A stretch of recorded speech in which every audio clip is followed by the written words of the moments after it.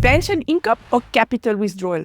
Choose wisely. You only get one shot. In Switzerland, your pension choice at retirement is final. Do you want a steady monthly income for life or a lump sum you control and can pass on? But here's the twist. If you choose the pension, your spouse may get 60% after you're gone, but your children could get nothing. With a lump sum, you can invest, spend, or leave it behind, but that comes with risk. So what's the smarter move? Well, it depends, and we will break it all down with real-life examples. Don't miss it. Hi, I'm Aysha van der Peer. I'm a cross-border investment specialist in Zurich, Switzerland, with 20 years in finance and a background that spans New York, Dubai, Amsterdam, Munich, and the UK.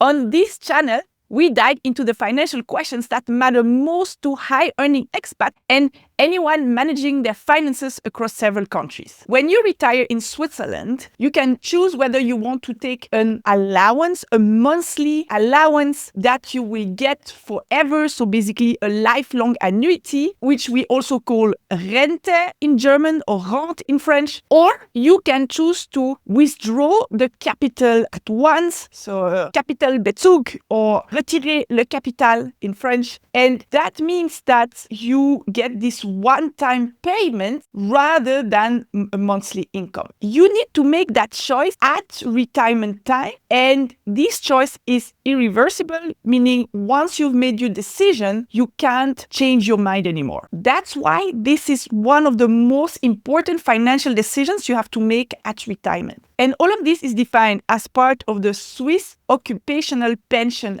Act, also known as BVG and LPP, which defines how much you can contribute, what are the benefits, what is the retirement age, and everything related to your employer pension fund, also called second pillar. Now, your pension fund may define rules that are more favorable than the minimum that has been defined in the law, especially in terms of benefits and withdrawal options. That's why we will look now at the basic rules that impact pension funds to see what makes more sense, lifelong monthly annuity or withdrawing the capital all at once. But you also will need to check the individual rules of your own pension fund when the time comes to make a decision, because this may well make one option more favorable than the other. Now let's look at the lifelong pension in more detail. Essentially, with the pension, you get a monthly income guaranteed for life. And the monthly amount that you get in allowance is defined by the total you have in your pension fund at retirement times a conversion rate. Now, this conversion rate is ever decreasing, unfortunately. And there is a rate of 6.8%, which is quite high, but it's only applicable on some kind of mandatory amount. And then for the rest of your capital, the rate is much lower. And so at this time, it's reasonable to assume a rate of approximately 5% on your capital. So let's say you have 500,000 in your pension fund at retirement time. You multiply that by 5%, that comes to 25,000, and then divided by 12 months, you get approximately 2,083 Swiss francs per month. And the retirement capital itself comes from the contributions you've made in your pension fund. They come from the contributions that your employer has made for you. It also comes from the return or the interest that has been credited to your pension account. These amounts are fixed. They are predetermined from the beginning, adjusted for inflation. And so there is very little you need to do. Once you have decided to pick the allowance, it will hit your account on a monthly basis until you pass away. There are several advantages to receiving this monthly allowance because, first of all, it's very easy. There is nothing required from your part and your income is guaranteed. It's also quite advantageous if you live a long life because 5% guaranteed for 30, 40 years, depending on how long you live. Let's say you retire at 65 and then you live then 40 years at 5% guaranteed. It's quite a good deal, especially when it's guaranteed. Another advantage is that 60% of your pension will go to your spouse after you die. This means that even though you worked, your spouse will continue to get security from this monthly allowance, even though it's a little bit reduced, but still 60% will last for your spouse's entire life. Now, assuming your children are adults and have finished their education by the time you pass away, they wouldn't be entitled to anything from your pension if you have chosen the monthly allowance. Another thing to note is that legally, a partner, someone living with you but with whom you're not married, wouldn't be entitled to a surviving spouse pension of 60%. However, many pension funds have extended the rules to include that, so it's worth checking what's the case in your situation. Now, let's look at two specific situations where someone might decide to choose the monthly allowance. So we have Françoise. Françoise is from France. She lives in Lausanne.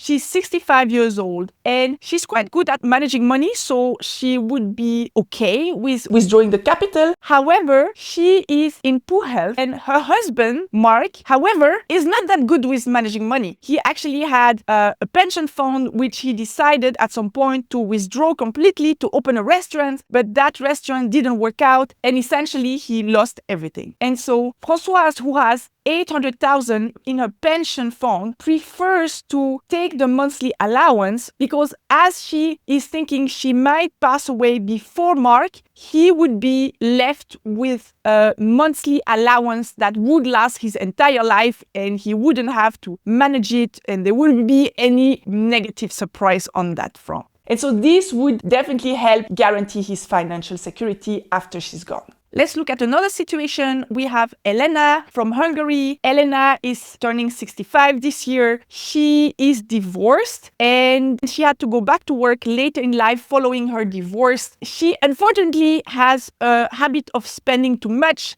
This is some kind of leftover habits from when she was married. This is why at retirement time now she only has about 50,000 saved up. She also has 150,000 in her pension fund and she wants to make sure she doesn't run out of money before she's old. She will get some other benefits from the first pillar. She will get other things as part of the divorce settlement, but essentially she needs to make sure she has financial security until she dies. And she does have one son who is an adult now. He has a good job. He's making good money. So she's not really concerned about passing him on assets. She's more concerned about not becoming dependent on him as she becomes older. And this is why she chooses the monthly allowance. Now let's look at the second option, withdrawing the capital all at once. And so when you do that, you receive your entire pension capital at once. Of course, there is a little bit of taxation on that, but essentially you get one big sum of money that you are free to invest and manage by yourself. And obviously then the returns that you get on that amount depends on your ability to invest it well and to not overspend it earlier on in your retirement. And so this means you have full flexibility on what you can do with this money. You also have flexibility on how and when and how much you withdraw. Let's say you have earlier on some other incomes from other sources and you decide to invest the capital and not withdrawing at the beginning. And then later in life, you want to stop really some other side activities that you had, or you don't want to, for example, manage an apartment that you were renting out to other people. And so you want to rely more on your pension capital. And that's when you can start withdrawing and using that pension capital. So you have more flexibility in the way you invest, in the way you withdraw, in what you do with it. Now, let's look again at the tax aspect, because whereas a monthly allowance is taxed like a monthly salary, the capital withdrawal is taxed through a one-time tax at withdrawal, which is typically lower than what you would pay in income tax. However, that capital then becomes part of your assets and you will start paying wealth tax on that amount. Obviously, any dividends and interest that you will likely earn on that amount once you have invested it, then will be taxed as income tax as well. And in terms of the tax at withdrawal, this depends of where you live, your canton of residence, and as well the size of the amount you are withdrawing. But typically across Switzerland, it's about 4 to 10% on the capital that you're withdrawing. Now, clearly, when you withdraw the capital, you get a big amount all at once, and you need to be knowledgeable and capable of managing such a high amount to make sure you make the most of it and serves you throughout your retirement, that you don't run out of money unexpectedly. It also comes with risk when you invest. If you don't really know what you're doing, or if you rely on the banks and somehow they make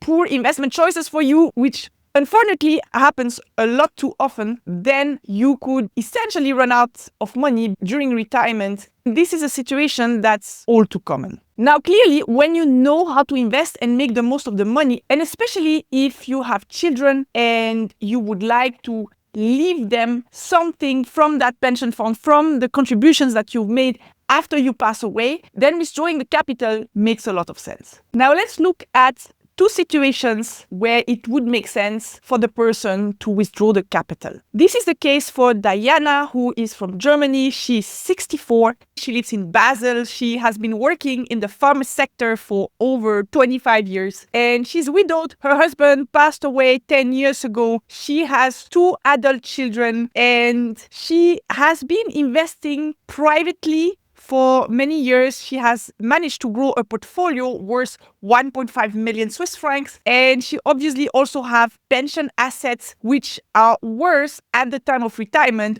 1.2 million. And so because she has been able to grow her own private portfolio, she feels very confident in withdrawing the capital. And what really makes her want to withdraw the capital is that she wants to pass on as much as possible to her children. And so she plans to withdraw the capital, invest it the same way she's investing her private capital, grow that amount, generate income for her retirement, and eventually pass whatever is left. And in some cases, when it's invested well, the amount can actually even grow. And she wants to pass that as much as possible to her adult children once she passes away. Let's look at another situation, that of Paula, who lives in Geneva. Paula is from Spain, and unfortunately, she has cancer. She doesn't expect to live that long. She is now 65 years old as she is entering retirement, and she is divorced, so there is no spouse in the picture anymore. She does have 3 children, and considering that her pension assets are worth 1.1 million when she retires, she decides to withdraw the capital because she wants to make sure when she passes away, which unfortunately might happen sooner rather than later, she can pass on her contributions and her portfolio to her 3 adult children. All right, so which option should you choose? Well, ideally, you should calculate both scenarios and see what would be most beneficial, and also consider the soft factors of having to invest versus simply receiving a fixed monthly amount every month without having to do much of anything. And you should look at what are the tax implications, what are your investment assumptions if you decide to invest yourself, and clearly also what is your life expectancy, how long do you think you're gonna live, even though that's a little bit of a question mark for most of us. But essentially, are you healthy now, or do you have some health issues when you enter retirement that would make you think that you might not live that long? But in general, there are a few arguments in favor and against both options depending on your situations. You should choose the monthly allowance if you want security, guarantee, and you prioritize that over flexibility. You should choose that if you don't have a lot in savings and you don't have a good track record in being good at managing money, you've never really invested properly, you don't have much experience or knowledge managing a portfolio, or you don't have an interest in learning how to do it well. You may also want to choose the allowance even when you know how to invest and manage money, especially if, for example, you are in poor health and you want to make sure your spouse, who might not be that good at managing money, is protected and would get a monthly allowance after you pass away. You should also choose the monthly allowance if you are very risk averse and you like the idea of having a predictable, guaranteed amount coming in every month to pay for your living expenses. It's also a good option if you don't have any descendants and you're not looking to pass on wealth to your children, for example. It can be a good idea if you are in very good health and you have an above average life expectancy, meaning you're thinking you're going to live very long. It could also be a good idea if your pension fund offers very good conditions for the monthly allowance. For example, they might give you higher than average conversion rates on the non-mandatory portion of your assets. On the other hand, there are also many valid reasons for choosing to withdraw the capital, including, for example, if you are in poor health and you wish to withdraw the capital to pass on as much money as possible to your descendants, to your children, after you pass away. It could also be a good idea to withdraw the capital when you are financially knowledgeable and financially disciplined. And you can totally learn this. This is what we teach in our program. If you want to learn more about that, check the description. You might also want to choose the capital if you have other sources of income. Maybe you have a side activity which still pays you some income, or maybe you own apartments that you rent out and that generates income for you. And so you prefer to take the capital and then pay your monthly expense with the rental income that you receive. You might also choose to withdraw the capital if for some reason you need a large amount of cash quite early on in your retirement. And that could be, for example, to buy an apartment or to buy a home. Now, obviously, when you do that, you have to make sure you have some other sources of income to finance your expenses. Now, let's look at some more case studies to really get a better sense of all of that, and also to look at some special situations, including Anna from Austria. Anna is divorced, and from the divorce, she kept the family home. So she owns this property where she lives in, and she does have quite a large mortgage on it. She has a 1 million mortgage on that property. Now, when she was working, she had a very good job and a good income. And so the bank was okay to carry that mortgage. But now that she comes in retirement, there has been discussions that the mortgage is too high compared to her financial situation. And so she decides to withdraw a part of her pension assets. Remember, you can do that. You can decide to withdraw part of your pension assets and keep the rest for the allowance. Out of her pension capital, which is worth 1.1 million at retirement, she withdrew 300,000 to decrease her mortgage from 1 million to 700,000, which is a mortgage amount that the bank feels comfortable with her financial situation in retirement. And then she will still have about 800,000 from which she will get 5% every year, divided by 12 months to contribute to her monthly expenses. And let's look at a completely different situation, the situation of Bertrand. Bertrand has a very high-profile job in Zurich. He's 65 and he has accumulated 2 million in pension assets. And he has a very young wife. His wife, Cynthia, is 47, and he wants to make sure that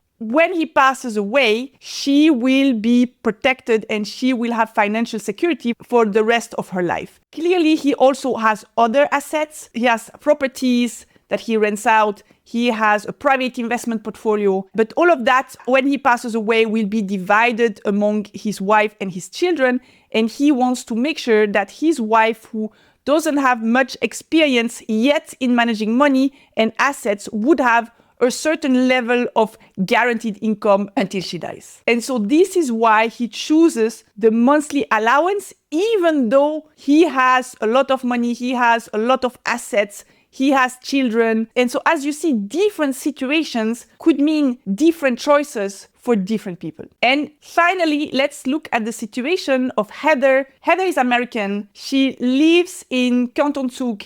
She's been in Switzerland for a long time and she has a very good job. She's single. She has rental apartments here in Switzerland and in the US. She has a private portfolio worth in excess of 1 million. And she has a pension fund here in Switzerland at retirement. She's 65, worth 1.5 million. She has a good amount of income through her private portfolio and her rental properties. So she's not really looking to guarantee her income with a pension fund. On the other hand, she has a wish. She is looking to buy an elderly apartment for her mother who lives in the US. She feels that she is far away. She would like to stay in Switzerland and travel to the US regularly, but she would like her mother to be well taken care of in a serviced elderly community. And so she decides to withdraw the capital and use that money to buy an apartment in the US for her mother in an elderly community. Clearly, the option of withdrawing the capital gives her the flexibility to do that. So, monthly pension or lump sum withdrawal. The monthly pension, as we've seen, offers stability, ease, and a guaranteed income for life for you and your spouse, but limited flexibility and no inheritance for your children. The capital withdrawal, on the other hand, gives you control, tax planning opportunities, and something to pass on, but it demands financial discipline and carries investment risks. Ultimately, the best choice depends on your health, lifestyle, financial confidence, family situation, and preferences. If this video helped clarify a few things, then subscribe and share it with someone planning for retirement in Switzerland. Your pension is one of your biggest assets. Make it work for you. And don't forget to subscribe to this channel if you want more tips about expat investing and retirement planning in Switzerland. I plan on making many more videos like this that are helpful for high-earning expats and everyone else with a multi-country situation. And in the meantime, you can always check the resources I share below. Thank you for watching, and I will see you in the next one.